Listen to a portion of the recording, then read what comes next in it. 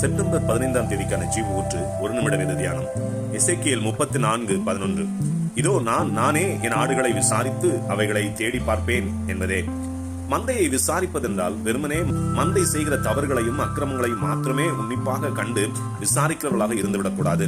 ஆதியாகமம் 29:6 அவன் சுகமாயிருக்கிறானா என்று விசாரித்தான் என்று வேதம் கூறுகிறது.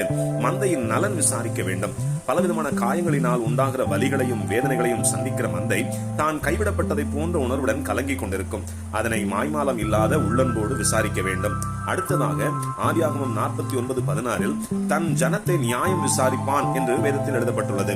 மந்தையில் இருவருக்கு உண்டாகிற மோதலில் ஒருதலை பட்சமாக தனக்கு மிகவும் வேண்டியவர்கள், தனக்கு நெருக்கமானவர்கள், பணம் படைத்தவன், பதவி அதிகாரத்தில் இருப்பவன் என்ற பாரபட்சமான விசாரிப்பாக இல்லாமல் சபையை உண்மையாய் நியாயம் விசாரிக்க வேண்டும்.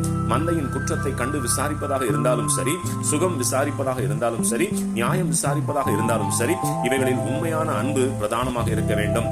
மந்தையின் மேல் மாய்மாலம் இல்லாத, தன்னலம் இல்லாத அன்பும் விசாரிப்பும் யாரிடத்தில் இருக்கும் என்றால் மந்தையின் உரிமையாளரும் தன் மந்தையை தானே மேய்க்கிறவருமாகிய அந்த நல்ல மேய்ப்பராகிய இயேசுவுக்கே மந்தையின் மேல் பரிதவிப்பும் அன்பும் இருக்கும். ஆகவேதான் யோவான் 10:11 நானே நல்ல மேய்ப்பன் ஆடுகளுக்காக தன் ஜீவனை கொடுக்கிறான் என்று கூறுகிறார்.